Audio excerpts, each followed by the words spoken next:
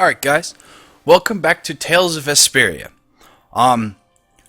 This episode is probably going to be labeled Information Episode, because that's what it is. It's going to be all the guns, all the personnel, all the glossary stuff, all the stuff that I haven't read yet. I'm going to be reading in this episode, and then we'll be reading the others as they come along. You can skip this if you want, but it gives a decent amount of information. So I'm just going to start reading.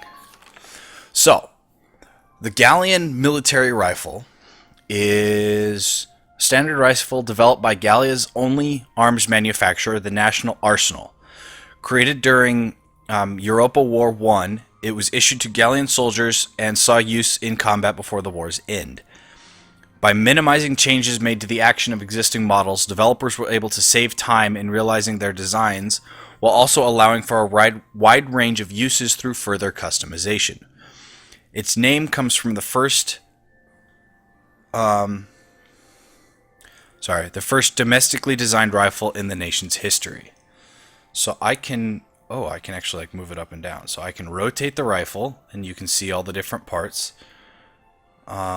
I can actually zoom in. Wow. That's funny. Is there a second page? No. Alright. So, the ZM car. Crafted by the Empire's top arms maker, Zechmeister, ZM Corps, this rifle is one of the factors that enabled the Imperial armies to sweep across Europa. Substantially lighter than conventional rifles, the ZM car greatly improved unit mobility and won the thanks of those forced to carry them on their march. Its distinctive axe shape earned the nickname Francesca among its users. Axe shape? I guess it sort of resembles an axe. The mags. EW1 saw a variety of firearms developed to suit a broad spectrum of needs. Among them, the machine gun's stopping power made it exceptionally popular among arms makers, both within Gallia and abroad. Though models of all shapes and sizes saw use in combat, the Mag's machine gun was especially prized on the front lines for its portability.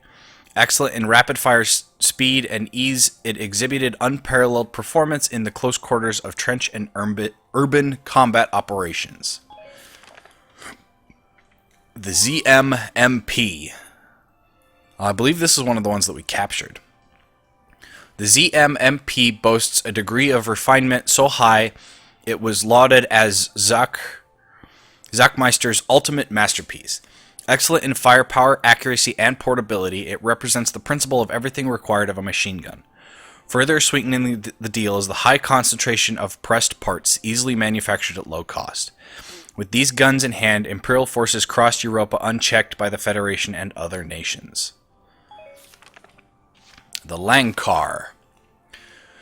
Gallia's most common anti-tank lance, developed as a way to allow foot soldiers to combat tanks unassisted. An armor-penetrating warhead is loaded into the lance's tip and then fired at the target, detonating on impact. Though its power and effectiveness are indisputable, its considerable weight impedes the mobility of the user. This weapon draws its name from the use as a lance-shaped anti-armor device.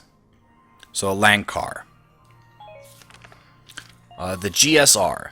The GSR sniper rifle had its origins with a rifle made for use on horseback. Built with all the know-how amassed during the Gallian S development, its defining feature is a variable zoom sniper scope. Built in an area of semi-automatic handguns, the fully manual bolt-action GSR was half obsolete by the time it hit the production lines, but its exceptional firing accuracy and brilliantly made safety saw it continue to see use until the very end of EW2. The B-type grenade. A wooden handle extends from this simple can-type explosive made from a powdered ragnite mix that emits a characteristically blue glow upon detonation. It uses a friction-based fuel system in which the user first removes the safety cap at the handle's end, then pulls the internal ripcord to spark the fuse. Because the bomb detonates a few seconds after the fuse is ignited, requiring the user to swiftly throw it and then seek cover from the blast. Its operation requires some degree of safety training. Most grenades require some degree of safety training. The VBWF. Similar in basic construction to those used elsewhere, this friction fuse hand grenade is the official standard within the Imperial Army. Though the time delay until detonation can be adjusted via the dial or screw on the side of the device, most users were hesitant to deviate from the timing that had been drilled into them in training. The Edelweiss. Designed and constructed by Isara's late father, Timer, this tank's 360-degree rotating turret, fully automatic loading system, and other innovations completely revolutionized tank technology. Built to be operated by two, Welkin mans the guns and issues commands to Isara in control of both the wheels and the wireless radio.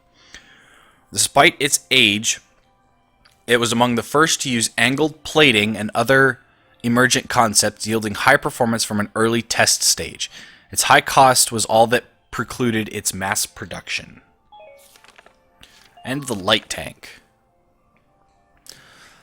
Though originally developed before the outbreak of EW2, these tanks saw considerable use throughout the war, taking the stage just as tanks began to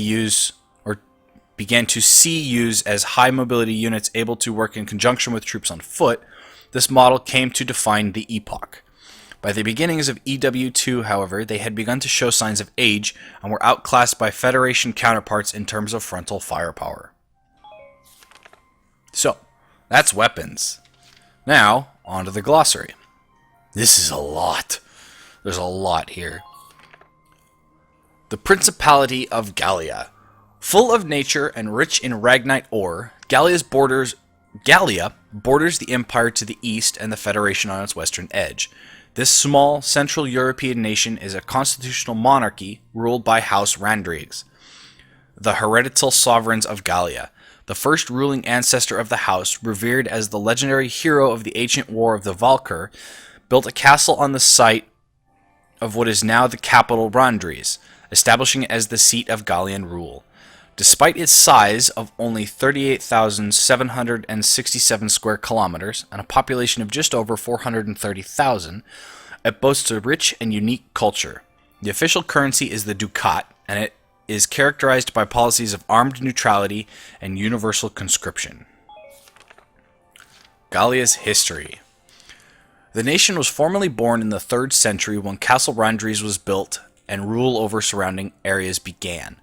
When the Empire invaded Gallia at the turn of the 19th century, the king renounced his crown, instead ruling over an autonomous region within the Empire as Archduke. But as democratic movements swept Eastern Europe, the Archduke harnessed that energy in Gallia to push for freedom from the Empire, resulting in the War of Gallian Independence. I'm having issues reading today, apparently. Either that or it's reading and speaking. Stretched thin between multiple fronts, the Empire was unable to maintain its hold, and the small nation rose as the independent Principality of Gallia, declared neutrality, and established a system of universal conscription. Gallia's topography. With the sea at its north and west, and thick forests shielding it to the south, Gallia is neutrally fortified against invasion, historically allowing it to repel even significantly larger foes. Hilly plains cover 60% of the nation's land, and its mountains contain a rich store of ragnite ore, a valued source of energy. Large cities dot the flatlands to the north, while the rest is largely occupied by lush farmland. Gallia enjoys a temperate oceanic climate with little variation in rain levels throughout the year, and the soil is highly fertile. Because growing conditions for livestock and grain are equally favorable, Gallia practices a mixed form of agriculture. Brule. This small town lies on the imperial border at the eastern edge of Gallia. Windmills stand atop the crests of many of the region's rolling hills, but few are as large as the so-called Sister Mill, built from an old castle tower in the heart of the town. Because it radiates out from the mill, Brule is also known as Miller's Home. The town supposedly began as a hideout for Royal Guard soldiers who revolted against the king, perhaps an echo of this. This town is just under 8,000, nonetheless has an active town watch, and rulers are famed for taking pride in guarding their homes themselves. Exports include dairy and bread made from locally grown wheat. The capital city, Randries. The capital of Gallia since its days as a monarchy, this ancient city has the longest history of any in Europe. The city takes its name from the ancient war hero who founded it and began rule over the surrounding area, the ancestor of today's House Randries. Surrounded by castle walls stretching 1 kilometer in diameter, the entire city stands as a citadel and contains the seat of Gallia's politics, economy, and culture. Castle Randries, home of the Archduke, marks the iconic heart of the capital. Its single magnificent tower has been likened to a unicorn horn, giving rise to the national crest that bears the likeness of the mythical beast. Military headquarters. The Gallia Arms central base stands amid a wooded area at the outskirts of the capital, known informally as Fort Amatraine, whatever, in honor of General Amatraine, who was responsible for restructuring Gallia's militia and establishing this facility during EW1. I really can't talk today, can I? Within its walls lie the Army's command rooms, offices, training grounds, hangars for weapon storage and maintenance, and other military facilities. It also holds living quarters, a mess hall, infirmary, and a relaxation lounge for the soldiers themselves. Even R&D work on inventing new weaponry takes place in an on-base facility with mechanics and engineers hard at work there around the clock. The Great Vassal Bridge. This massive iron drawbridge spans the Vassal River, which flows into Lake Graz near the walls of Castle Randries. The bridge had its origins in the late medieval era, when it was built with two towers at either bank as part of a ring of defensive installations around the capital. A 19th century renovation saw it made into a retractable drawbridge with a unique accordion fold design that allowed it to be operated by extending and retracting a single pair of cables. The city of Vassal grew out from either side of the bridge, prosperous in its role as a transient gateway between the Gallian capital and the outside world, due to its key position on both ground routes and a series of canals connecting it to the North Sea. Europa. As a resource-rich part of the largest landmass in the Northern Hemisphere, this land has inspired those with dreams of domination for millennia. In ancient times, the Valkyr managed to unite Europa under their rule, giving rise to a number of kingdoms. Subsequent divisions arose as influential leaders within each of those kingdoms chose to splinter off to form new nations, and it was not long before the first campaigns of conquest began. By the 1800s, the balance of power lay split between the East European Imperial Alliance and the Atlantic Federation, within the small nations in their shadows left to weather the waves caused by the clash of these two behemoths. So, the Eastern European Imperial Alliance, a conglomerate of nations united under the rule of the East European Emperor, commonly referred to as the Empire. The Industrial Revolution that occurred when Ragnite was discovered as a useful energy source saw the nations of Eastern Europa, pioneers in machine technology, rise to power. Already tightly bound by a network of marriages among the royalty, these nations now join hands in a formal international alliance. While not technically an autocracy, the Emperor enjoys limitless authority within the alliance. The Empire retains customs and practices held over from medieval times, and its people are known to harbor conservative views, including a strong hatred for the Darkson race. The European calendar. This calendar, used across Europa, has at its origin the Valkyr conquest of the continent. For this reason, it is also known as the Valkyrian calendar. Each year is counted in relation to the year the Darkson people were subdued and Europa was united as a continent. Years predating the unification are denoted as BC, or before conquest. That's kind of mean. Anyway, the First European War. Frictions between the Federation and the Empire surrounding Ragnite resources escalated into a continent-wide war, EW1. The Industrial Revolution of the 18th century led to skyrocketing demands for Ragnite, putting Europa's twin giants in a race for resources. When the crown prince of the empire was assassinated at the start of the 20th century, tensions spiraled into an all-out war. Though the imperial force employed a corps of newly developed tanks, hostilities soon became bogged down in fruitless trench warfare, and the two exhausted powers ultimately signed a ceasefire agreement. During the war, Gallia's military, led by General Belgian Gunther's Tank Corps, foiled an imperial invasion attempt. The Second European War. Beginning as an imperial incursion into Federation land, EW2 quickly engulfed the entire continent in what became the largest scale war in Europa's history. Though EW1 ended in a stalemate, both powers had spent the intervening years stockpiling arms and preparing for the inevitable return of hostilities. After a short 20-year pause, the Empire began the invasion anew, taking 3 of the Federation border republics in quick succession. The Federation responded with a formal declaration of war. It wasn't long before the forces of both superpowers began to spill across the borders of other neighboring nations. Soon, all of Europa was caught up in a war that dwarfed all those in memory. Universal conscription. One of Gallia's national precepts states that all citizens are eligible to be drafted into service in times of war. Enacted as a new way to enforce the position of armed neutrality adopted after Gallia won its independence, the law prescribes a 3-stage draft according to need and applies to men and women alike. Schools of each level offer mandatory military education, and all citizens are required to graduate from middle school, meaning all Gallians have basic training and combat skills. Universities double as officer training schools, and graduates are eligible for the rank of lieutenant upon enlistment. The Gallian Army.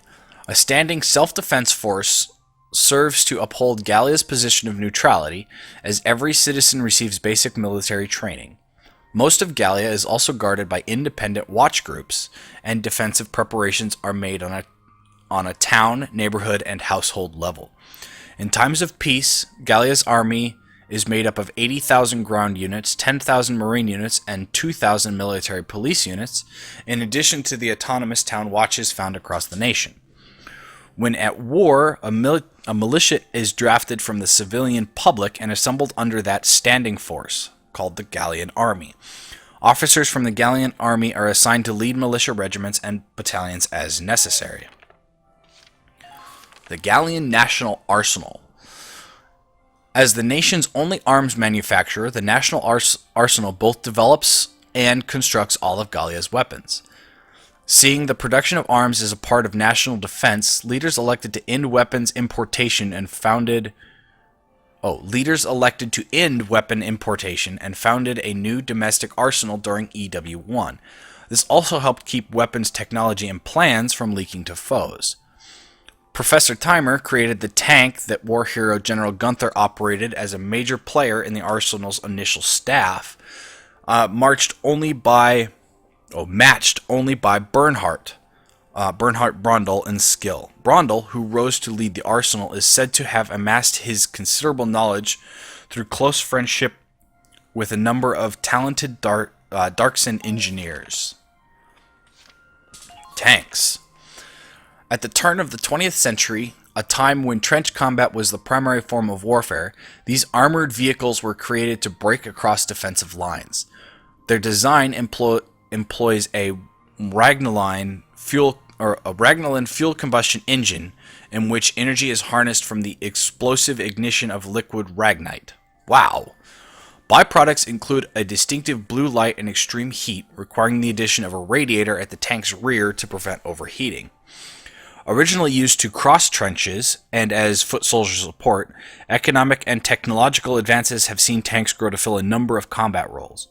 After the Empire employed highly mobile tank attacks in EW1, all of Europa began to develop new vehicles, leading to the diverse array of models seen today. Ragnite.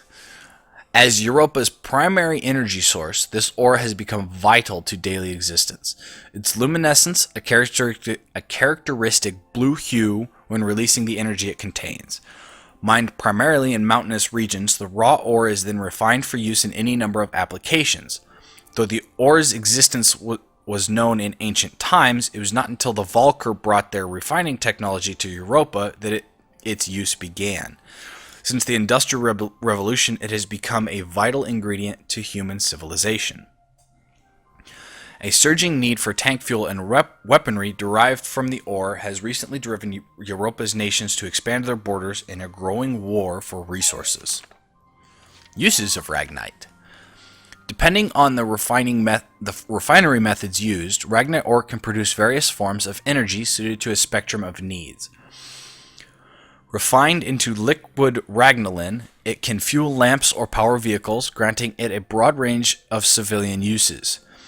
Its military applications include tank fuel, an incendiary agent in flamethrowers, the explosive payload in hand grenades, and countless others. Medical scientists recently learned that the ore also acts as a painkiller, developing a controlled disinfectant and restorative agent known as Ragnade. New properties and applications for the ore continue to be discovered daily, and few doubt that this resource will only continue to grow in use and value. The Lion's Paw. A perennial plant found across Gallia, near and dear to the hearts of many as a sort of informal symbol of the nation. Distinguishing characteristics include small, white, star-shaped flowers and seed tufts often carried off by the wind like tiny snowflakes. Its leaves spread close to the ground surface in clusters, with the stalks bearing the plant flowers at their center. As an exceptionally hardy plant, they are known to thrive even under adverse conditions, weathering times of extreme hardship to bloom again the next year. Alright, that was the glossary. And now we're on to personnel, which there's a lot of people. Luckily, these are fairly short. Sorry, my nose is running a little bit, and I don't know what's wrong with it. So, Welkin. Welkin Gunther, Lieutenant, age 22, son of the late EW1 war hero General Belgen Gunther, and leader of Squad 7, while attending university. While attending university, his focus lay in animal sociology. So, there's different outfits that you can view on these guys, and as they get new outfits, I will show them.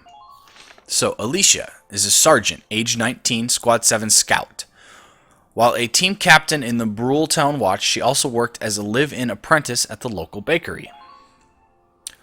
There's her Town Watch uniform, and there's her militia uniform. So, Isara, corporal, age 16, Squad 7 tank pilot, daughter of the late Darkson engineer Professor Thymer. She was adopted into the Gunther family as Welkin's sister. I like her militia uniform better because it has wrenches on it. Faldio, lieutenant, age 23, tank commander and leader of Squad 1, an archaeology student at the same university as Welkin. His knowledge of history is considerable. Captain Verrott, 3rd Regiment captain and direct superior to Welkin. She is one of the most feared yet respected officers in the Gallian military. She's 35 and she's unmarried. Wait, there's more than one uniform already? Huh. Largo, sergeant, age 36, Squad 7 Lancer. Since his initial conscription during EW1, he has survived countless missions, making him the most experienced of the Sevens. Rosie, corporal, age 27, Squad 7 shock trooper.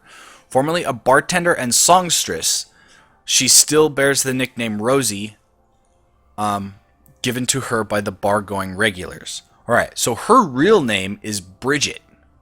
So Rosie is Bridget. Huh. Christ. Private, first class, age 20, a mechanic working in the militia's R&D facility. His primary responsibility include weapons maintenance and repairs. Wait, did Rosie have a... no, she didn't have a uniform. Okay. Leon. Private, first class, age 20, a member of the militia's R&D team. His chief task lay in the development of new weapons. General Damon. Age 54, born into a family with a long history of military service, he now commands the Central Gallian Force, including the militia. Martha, age 38, nanny to the Gunther family like her mother before her. She helped raise Welkin and Isara since birth, as well as 5 of her own children. Wow. A presence in the Gunther house since she herself was a child, Martha became a surrogate parent and source of assurance to the orphaned Welkin and Isara. Martha's baby. Martha's son, born inside the Edelweiss on the day Brule fell to the Empire. He is Martha's 5th child. The drill instructor. Sergeant, age 48, chief drill instructor at the militia training grounds. His stern countenance and harsh words haunt the dreams of soldiers near and far.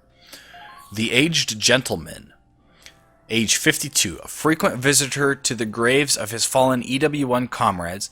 This doleful gentleman began passing his learned orders down to Welkin. Belgen.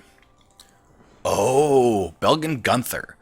Welkin's late father, widely regarded as a great hero for his contributions to preserving Gallia's independence during the First European War. Thymer, or Thymer, or whatever it is. Isara's biological father and a gifted Darkson inventor who contributed much to furthering Gallian technology. He built the Edelweiss for his friend after EW1. Alex.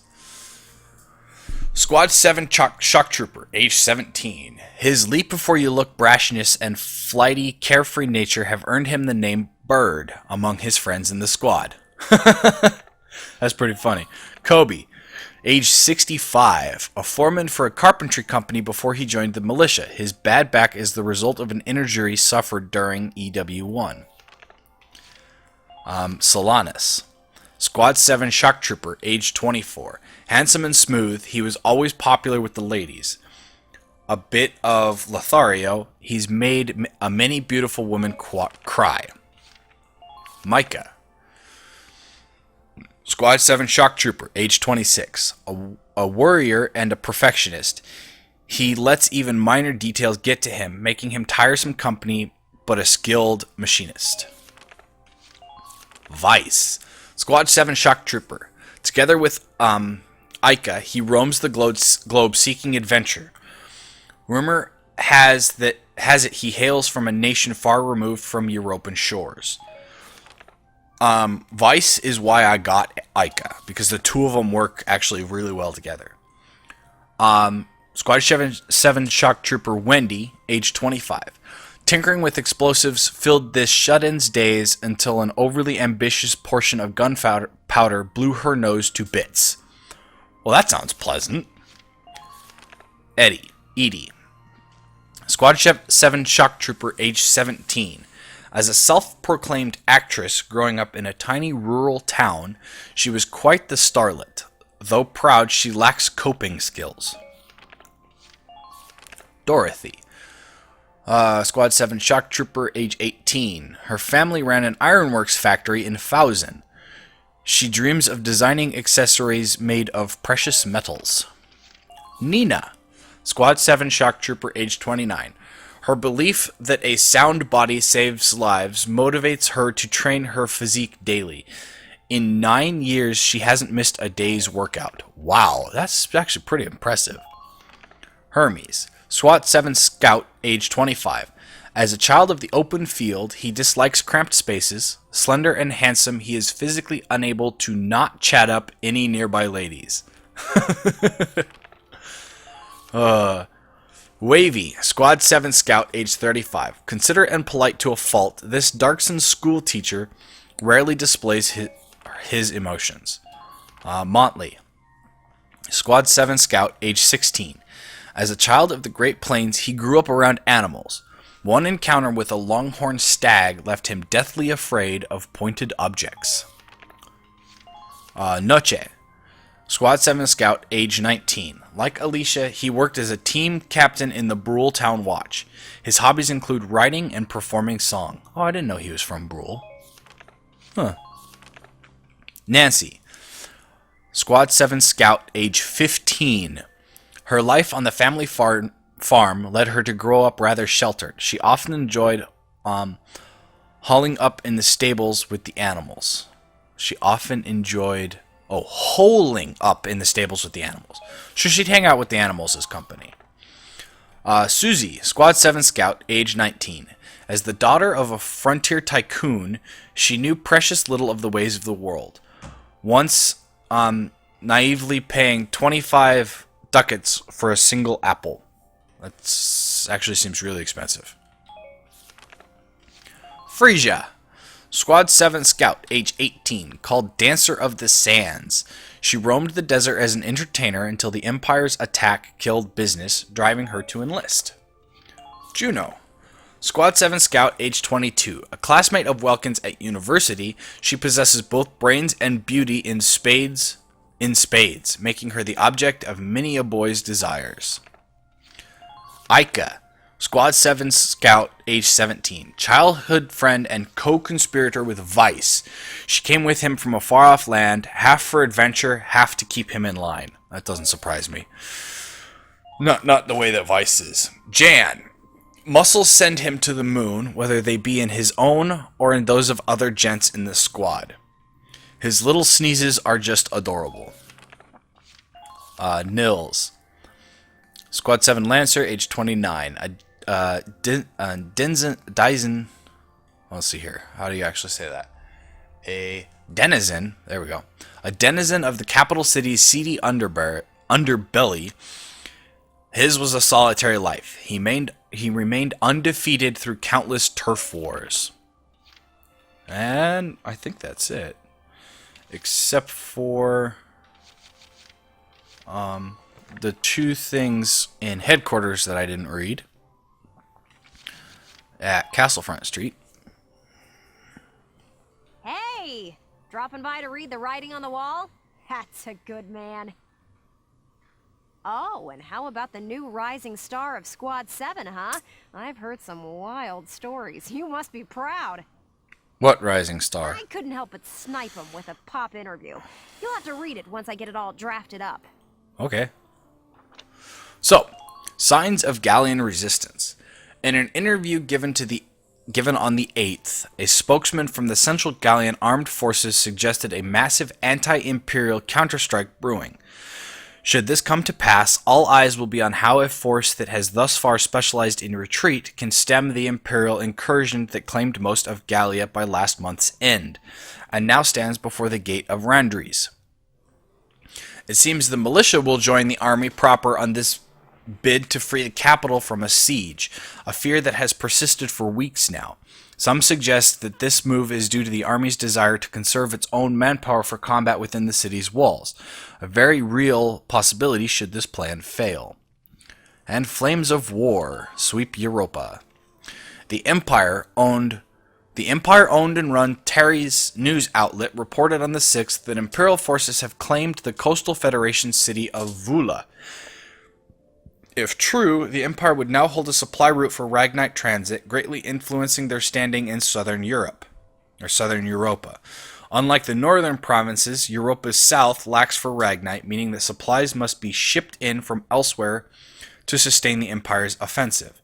The Empire's hold on Europa's southern coast means expansion of the conflict to all areas of the continent is more likely now than ever before. The Federation has yet to issue a statement regarding the Empire's alleged seizure of Vala at this time. So, come to make a donation to the Get Ellet's Name on a Book Fund? Nope, because you don't have anything else. All right. Come back and see the writing on the wall again soon. I'll be waiting for you.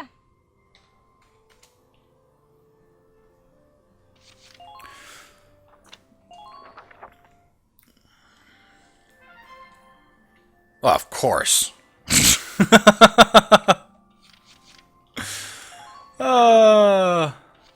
Ica. All right. So we already read the first section. So I'm just going to read the extra stuff that gets added in now. Adversity only makes her stronger as she turns any problem around to resolution. The only two things that can stop this vibrant girl are ghosts and roaches. And that was all that got updated. So, next time, we're going to let the interviews begin. Also, I'm going to take some time off camera and run this skirmish a little bit to get myself some extra experience and some extra money so that we can actually do some stuff in the headquarters before we go on our next actual mission. And when we get back, I will show you how to do this, and then we'll run the report. And with that, I'll see you guys next time.